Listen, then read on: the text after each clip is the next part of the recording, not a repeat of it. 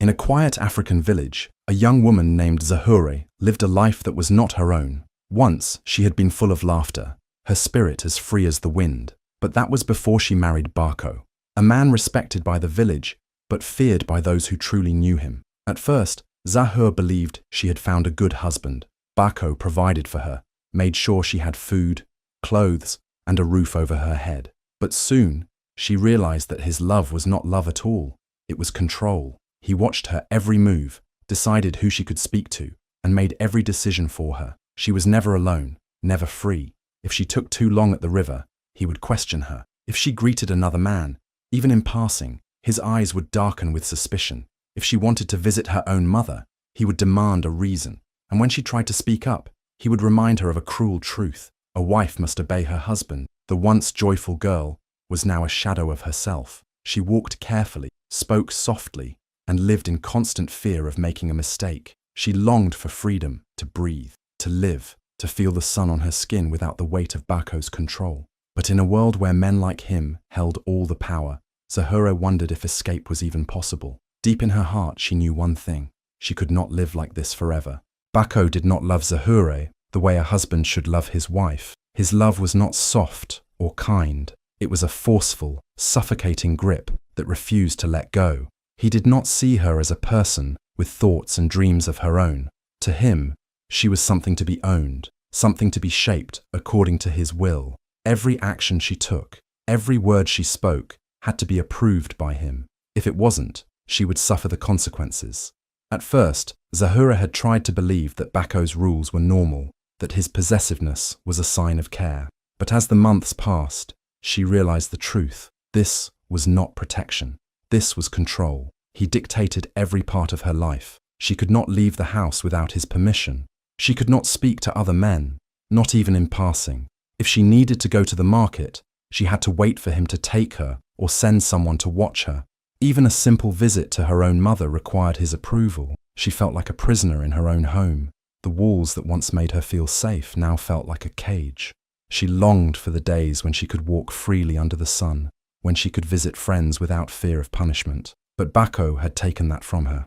Whenever she tried to express her frustration, to tell him that she needed space, he would look at her with cold eyes and say, "A woman's duty is to obey her husband." His tone was calm, but there was always a warning hidden beneath his words. Zahure had learned not to argue. She had seen what happened when Bako was truly angry. His voice would remain steady, but his actions would speak louder. A bruised arm, a harsh grip, a long night of silence filled with tension. These were the punishments she had come to fear. She watched the other women in the village and envied their small freedoms. Some of them had strict husbands, but they were still allowed to laugh with friends, to visit their families, to live their lives. Zahure had none of that. She was isolated, trapped in a world that belonged only to Bako. She missed the person she used to be. Before marriage, she had been full of life, full of dreams. She had imagined a future where she could be happy, where she could raise a family in love, not fear. But Bako had taken that future from her, piece by piece.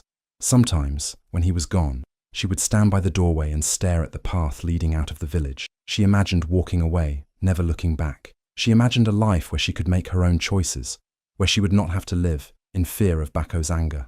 But the thought of leaving terrified. Where would she go? Who would help her? Bako had made sure she had no one to turn to. And yet, despite everything, a small part of her refused to break. Deep inside, there was still a spark, a whisper that told her this was not the life she was meant to live. No matter how much Bako tried to control her, she was still Zahure, and she would not be his prisoner forever. Zahure sat by the small window of her home, watching the golden rays of the sun dance over the trees. She envied the birds that soared freely in the sky, their wings carrying them wherever they wished. How she longed to be like them, to move without fear, to breathe without feeling the weight of Bako's control on her shoulders. But freedom was a dream too dangerous to speak aloud. It was something she carried in her heart, something she feared even to admit to herself. She often thought of her grandmother, Mama Kamara, a woman full of wisdom and warmth. Zahure could still hear her voice, soft yet powerful, whispering words that had stayed with her since childhood. A caged bird can still dream of the sky. As a little girl, she had not fully understood the meaning, but now, those words felt like a message, meant just for her. Even in the darkness of her life, she could still dream. And maybe, just maybe, she could one day fly. But every time the thought of escaping entered her mind, she was reminded of Bako's wrath. He was not just a husband, he was a ruler, and in his eyes, she was nothing more than his subject. His punishments were not always loud or violent, but they were always cruel, a harsh grip on her wrist, nights of silence filled with icy glares, reminders that she had nowhere to go, no one who would take her in. He had built her world so small, so isolated, that sometimes she even doubted herself. Could she truly survive without him? Fear was her constant companion, but so was hope. Zahura knew she could not live like this forever. She had to find a way out. So, she began to plan, quietly, carefully, like a whisper in the night. She started saving whatever small coins she could find, tucking them into the folds of an old cloth hidden beneath the floor mat. She collected dried food, small things that wouldn't be missed, but could keep her alive if she ever got the chance to run. She never let Bako see her desperation. She continued to lower her gaze when he spoke, to nod obediently when he gave orders. But inside, she was preparing. Every moment she spent in his presence, she studied his habits, when he left the house, how long he stayed at the marketplace, which nights he drank too much palm wine and fell into deep sleep. She memorized the quiet paths leading out of the village, the ones where the trees grew thick and the chances of being seen were low. But time was against her. Bako was growing more suspicious, more possessive with each passing day. It was as if he could sense that something was changing within her, that the fear he had planted in her heart was no longer strong enough to keep her completely still. He watched her even closer, questioned her even more. One wrong step, and all her planning would be for nothing. Still, she refused to stop, because the day would come, the moment when she would have to decide between staying and slowly dying inside, or running and risking everything. And when that moment came, she would not hesitate. The evening air was cool as Zahura walked back from the river. The clay pot balanced carefully on her head. The weight was familiar, almost comforting, one of the few things in her life that she could control. The village was quiet at this hour, the sky painted in soft shades of orange and purple. She moved quickly, knowing that Bako would question her if she took too long. But just as she neared the narrow path leading home, a voice stopped her. "Zahura, is that you?" She turned and froze. Standing before her was Jabari, a name from a past that felt like a dream. He had been her childhood friend, someone she once ran through the fields with, laughing under the open sky. It had been years since she had last seen him, since before she became Bako's wife, before her world became a cage.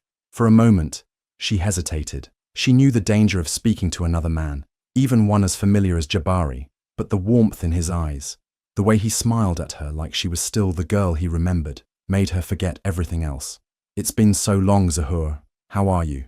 he asked gently. Her heart pounded. She wanted to tell him everything, that she was not fine, that she was trapped, that every day with Bako felt like losing another piece of herself, but she couldn't. Instead, she forced a small smile. "I am well, Jabari. And you?" Before he could answer, a rustling sound in the bushes nearby reminded her that nothing in this village stayed a secret. Someone was always watching, always listening. Fear gripped her, and she took a step back. "I should go," she said quickly, turning away before he could say more. But it was too late. Someone had already seen them. That night, as Zahura entered the house, she felt it immediately. The air was different. The silence was heavier, thicker, pressing against her chest like a warning. Bako sat in the dim candlelight, his hands resting on his knees, his face expressionless, but his eyes burned with something dark and dangerous. Who was he? His voice was low, but it carried a sharp edge. Zahura's breath caught in her throat. "Who?" she asked, though she already knew the answer. Bako stood up slowly, his movements controlled, deliberate. "Don't lie to me, Zahura. Someone saw you, talking to another man, laughing, smiling." His voice grew harsher with every word. "It was just Jabari, an old friend, nothing more," she pleaded, her hands shaking. "We only spoke for a moment," but her words meant nothing to him. In Bako's world, a woman did not speak to other men. A wife did not smile at someone who was not her husband. Disrespect. Betrayal. He spat, stepping closer. Zahura's heart pounded against her ribs. "I swear, Bako, it was nothing. Please believe me." But belief was not what he wanted. He wanted submission. He wanted fear. And that night, she saw a fury in him that she had never seen before, a rage that made her realize this was the breaking point. The moment he grabbed her wrist, She knew there was no escape. His grip was iron, his fingers digging into her skin as he dragged her across the room. She struggled, pleading with him, but he did not hear her. Not really. His rage had consumed him, turning him into something monstrous. The kitchen was dark, except for the faint glow of the fire, embers still burning from the evening meal. The warmth that had once brought comfort now filled her with terror. She knew what was coming before he even spoke. "You want to shame me? You want to make a fool of me?" His voice was low, shaking with fury. "I will teach you a lesson you will never forget." Her heart pounded so hard it drowned out all other sounds. She tried to pull away, tried to reason with him. "Please, I have done nothing wrong." Her voice cracked with desperation, but there was no mercy in his eyes. He yanked her forward, forcing her hands over the fire. The heat was unbearable, waves of pain shooting up her arms before her skin even touched the flames. And then, agony. The fire licked at her palms, searing through flesh, burning deep into her skin. She screamed, the sound raw and inhuman, echoing through the house, through the night. It was the kind of scream that should have shaken walls, should have brought people running, but no one came. No one dared to intervene. They heard. They always heard. But fear was stronger than sympathy. The pain was unlike anything she had ever known, a fire that did not stop even when he finally let go. She collapsed to the ground, cradling her hands, sobbing uncontrollably. The smell of burned flesh filled the air, making her stomach turn. Her body trembled, the pain swallowing her whole. Above her, he stood tall, watching. He believed this would break her, that with ruined hands, she would no longer have the strength to fight, to dream of escape, that she would finally understand. She belonged to him, but even through the pain, even as her body screamed for relief, something inside her refused to die. He had burned her hands, but he had not burned her spirit, not yet. The pain was unbearable, a constant burning that refused to fade. Every movement sent sharp shocks through her body, but she did not cry anymore. The screams had died that night, swallowed by the darkness that surrounded her. Now, she sat in silence, staring at her ruined hands, her heart filled with something far stronger than pain, rage. He thought he had broken her. He thought she would bow her head, accept her place, forget the idea of freedom. But he was wrong. The fire that burned her hands had only ignited something deeper inside her. For days she moved carefully, pretending to be weak, letting him believe she had learned her lesson. She hid her hatred behind quiet obedience, nodding when he spoke, lowering her eyes when he looked at her. Inside, she was planning. Inside, she was waiting. One evening, when she was finally allowed to step outside, she made her way to the outskirts of the village. Every step was agony, but she did not stop. There in the shadows, waiting for her, was Naya, the old healer. Naya had seen many things in her long life. She had seen women break under the weight of men's cruelty, but she had also seen women rise from their suffering like warriors. And when she looked at the woman before her, she saw fire, not defeat. Without a word, she took her inside her small hut, where the scent of herbs and healing oils filled the air. She gently took her hands, unwrapping the cloths that covered the wounds. Zahura flinched as the cool ointment touched her skin, but she did not pull away. Naya worked in silence, her eyes filled with understanding. She knew what had happened. She knew the pain that lived in this young woman's body, in her heart. After a long moment, she finally spoke. "A woman who survives pain becomes unstoppable," she whispered, her voice calm but powerful. "You are not broken, my child. You are becoming something stronger." Tears welled in her eyes, but she refused to let them fall. She would not be weak. She would heal. And when the time was right, she would not just run. She would fight. The night wrapped around her like a cloak, thick with shadows and whispers of the wind. The storm had come suddenly, as if the sky itself was angry, the rain pounding against the thatched roofs of the village. Zahura crouched in the darkness, listening to the distant laughter of drunken men, knowing this was her only chance. Her breath was shallow, her heart slamming against her ribs. She had rehearsed this escape in her mind 1,000 times. Every step, every turn, every second counted. If she failed, there would be no second chance. If Bako caught her, he would kill her. With slow, careful movements, she pushed open the door, wincing at the soft creak. She paused, her body rigid, waiting. No voices, no footsteps. The storm had swallowed all sound. She stepped outside, and the rain hit her skin like cold needles. The ground was wet, turning to mud beneath her bare feet, but she did not care. She moved swiftly, her heart racing with every step. She had to get to the forest before anyone saw her. The trees stood tall ahead, their dark forms swaying wildly. Once she reached them, she could disappear, but the distance felt endless. Every second felt like an eternity. Then, a sound behind her. Her body stiffened. Was it just the wind, or was someone there? She didn't stop to look. She ran. Her feet pounded against the wet earth, her breath coming in short gasps. Branches reached for her, scratching her skin, tearing at her dress. But she didn't slow down. The pain in her hands burned with every movement, but she welcomed it.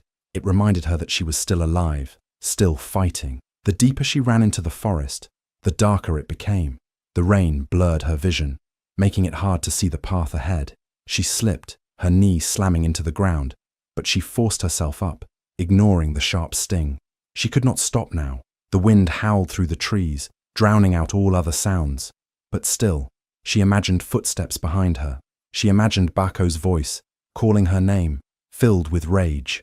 What if he had already noticed she was gone? What if he was already chasing her? She pushed herself harder, running until her lungs ached. And then, through the thick darkness, she saw it, the river. The rushing water was wild from the storm, the current strong, but she had no choice. If she could cross it, she could lose him forever. With a deep breath, she plunged forward, stepping into the freezing water. The force nearly knocked her down, but she gripped the rocks beneath her, moving forward inch by inch. Her body was shaking, her muscles screaming for rest, but she didn't stop. She could not stop, because freedom was on the other side. The rain had slowed, but the storm still lingered in the air, thick and heavy, as if the night itself was holding its breath. His boots squelched against the wet earth as he stepped into the house, the dim glow of the dying oil lamp barely illuminating the room. The moment he entered, he felt it. Something was wrong. His eyes darted to the corner where she was supposed to be. The mat was empty. The blanket, the one she always wrapped around herself at night, lay untouched. His gaze swept across the room, heart pounding faster, stomach twisting. The door was not properly shut. A slow breath left his lips, but it wasn't calm. It was a warning, a sign of the storm building inside him. His jaw tightened, his fingers flexing at his sides, curling into fists. Zahar. He called her name, low at first, a command wrapped in impatience. Silence. His chest rose and fell with sharp, heavy breaths. A strange, creeping heat climbed up his spine, settling into his ribs like fire. He strode forward, yanking aside the thin curtain that separated the sleeping space from the small storage area. Nothing. His hands trembled, not with fear, but with something far more dangerous. She had run. For a moment, he stood there, unmoving. His heart pounded so hard it echoed in his ears, drowning out the soft patter of rain outside. A part of him refused to believe it. She wouldn't dare. She knew better. And yet, the empty space where she should have been said otherwise. The numbness shattered, replaced by a searing rage that burned through him like wildfire. With a roar, he grabbed the wooden stool and flung it across the room. It crashed against the wall, splintering into pieces. His breathing was ragged, his muscles tense with fury. She thought she could leave him? After everything? After he had burned those hands so she would never think of leaving? He stormed outside, his bare feet hitting the wet ground, mud splashing as he moved. The village was quiet, but he knew eyes were watching from behind closed doors. Let them watch. Let them fear him. Let them know that she had just signed her own death sentence. He reached the first hut and pounded on the door so hard it rattled. "Wake up! That woman has run from me." His voice was sharp, cutting through the stillness of the night like a blade. There was hesitation. Then, slowly, the door creaked open, and a weary-eyed man peered out. "She's gone." His voice held something that sounded almost like hope. Bako's nostrils flared, his rage deepening. "I need men. Now get the others. We find her tonight. She won't get far." One by one, the doors opened, men stepping out reluctantly. Some came because they feared him, others because they had no choice. But none of them wanted to be part of this hunt. They exchanged glances, their expressions unreadable. Bako's face was twisted with fury, his breath coming fast. "She will regret this. If she breathes, she belongs to me. And if she dares to fight back," he clenched his fists, his knuckles cracking, "I will make her suffer in a way she never imagined." The village held its breath. Women inside their homes clutched their children close. No one dared to challenge him. No one spoke up, even though they all knew she had every right to run.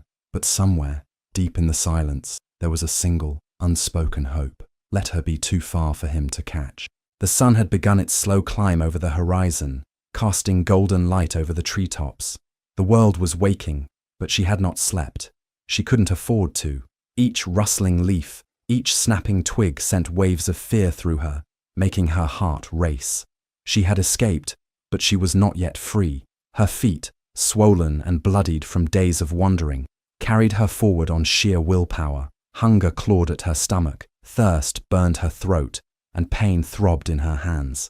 But none of it mattered. What mattered was that she kept moving. The forest had protected her, shielding her from the dangers of the night, but it had also been merciless. The cold had seeped into her bones, her torn clothes barely enough to keep her warm. Her hands, still raw from the burns, ached with every movement. She had tried to wrap them with strips of cloth from her dress, but it did little to ease the pain. By the time she reached the edge of another village, exhaustion weighed on her like a heavy stone. She staggered forward, her legs trembling beneath her. She did not know if this village would welcome her or turn her away, but she had no choice. People gathered as she stepped into the open, their eyes filled with curiosity, caution, and something else. Something she had not seen in a long time. Concern. She must have looked like a ghost, her face hollow, her skin covered in dirt and scratches. The whispering began almost instantly. She could hear the murmurs, the questions. Who is she? Where has she come from? Why does she look like she has walked through death itself? Before the crowd could grow restless, an elderly man stepped forward. His posture was strong despite his age, his presence commanding, but calm. His deep-set eyes studied her, but not with suspicion, with understanding. She tried to speak, but her voice failed her. The days of running, the fear, the exhaustion, all of it had stolen her strength. Her knees buckled, and the world blurred around her. Before she could collapse, strong hands caught her. She barely registered the voices around her, the concerned murmurs, the hurried footsteps. Then, darkness. When she woke, she was lying on a soft mat inside a hut. The air smelled of herbs, the faint aroma of something warm filling the space. Her body ached, but for the first time in days, she felt safe. The elderly man sat nearby, watching her with quiet patience. His expression was unreadable, but his eyes held kindness. When she tried to sit up, he motioned for her to rest.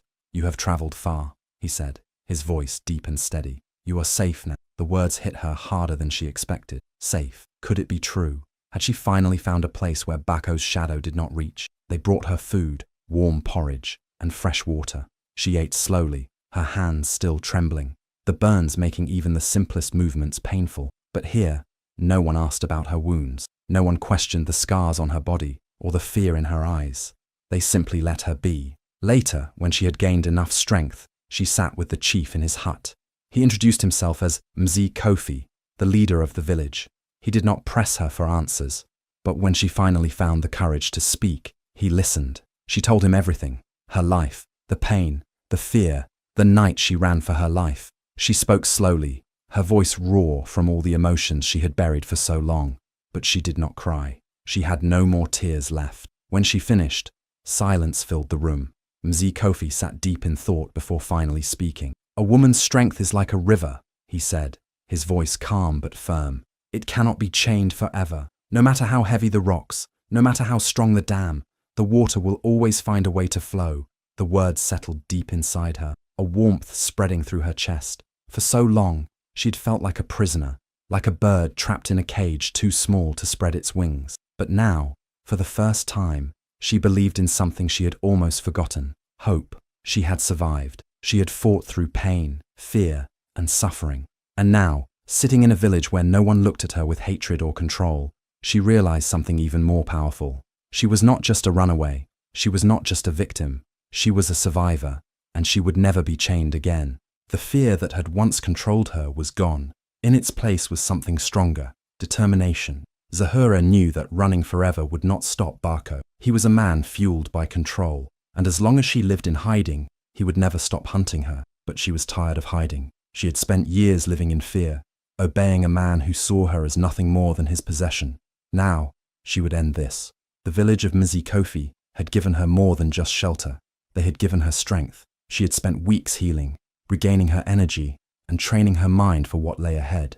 The women of the village, seeing her courage, stood by her side. They had suffered their own battles, endured their own pain, but few had dared to fight back. Zahura was not just fighting for herself anymore. She was fighting for every woman who had been silenced.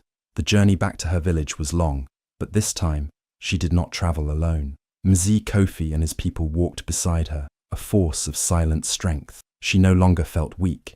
She no longer felt powerless. She was no longer the woman who had once trembled under Bako's gaze. When they arrived, the village fell into stunned silence. People whispered, eyes wide with shock. They had assumed she was dead, lost in the wilderness, or killed by Bako's wrath. But now, she stood before them, not broken, not afraid, but stronger than ever. Bako stormed out of his hut the moment he heard the commotion. His face twisted with rage, but when he saw Zahura standing tall, surrounded by Kofi and his warriors, something flickered in his eyes.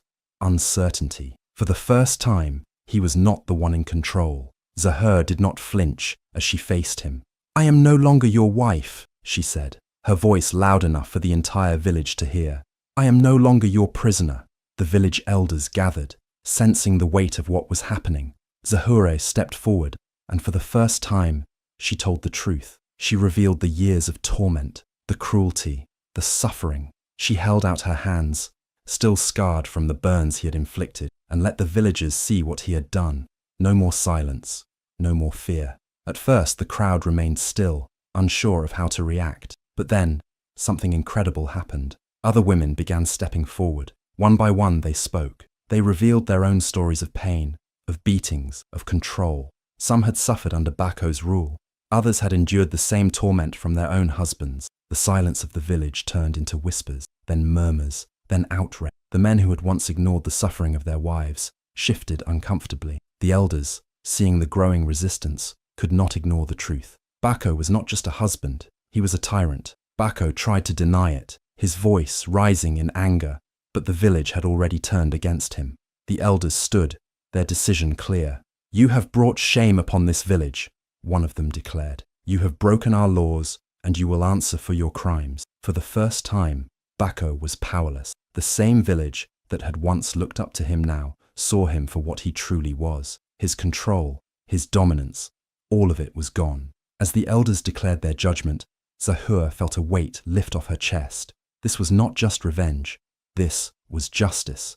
She had not just freed herself, she had freed them all. The village gathered as the elders delivered their final judgment. Bako, once a man feared by all, stood frozen in disbelief. His power, his control, everything he had used to keep Zahura trapped, was gone. He tried to protest, to argue, but no one listened. The people who had once looked away from his cruelty now saw him for what he truly was, a coward. The elders' voices were firm. "You have broken the sacred bond of trust. You have dishonored your people. You are no longer welcome here." The punishment was clear: banishment. He would leave the village with nothing, cast out to survive on his own. No home, no status, no one to control. He had built his strength by making others weak, and now, for the first time, he was powerless. Zahura watched as Bako stumbled away, disappearing into the horizon. She felt no pity, no regret, only relief. She was finally free. For the first time in years, she could breathe without fear. She could speak without trembling. She could walk under the sun without feeling the weight of chains around her soul. She had won. But her victory was not just her own. The women of the village looked at her with new eyes, not with pity, but with admiration. She had done what no one else had dared to do. She had fought back, and she had won not just for herself, but for them all. The fire inside her did not die with her freedom. It only burned stronger. She knew that somewhere, in another village, another woman was suffering in silence. Another woman was trapped, just as she had been, and she would not let them suffer alone. Instead of leaving to start a quiet life, she stayed. She spoke to the women, listened to their stories, and gave them the strength to fight back. Some left their abusive homes. Some demanded change. Some, like Zahura, found their own voices for the first time. Her story spread beyond the village. Women from distant lands came to see her, to learn from her. She became more than just a survivor. She became a leader. The woman whose hands were once burned now used them to lift others. She held the torch of freedom, and her fire could never be extinguished. No longer a victim, no longer a prisoner. She was a warrior, and she would never be silenced again.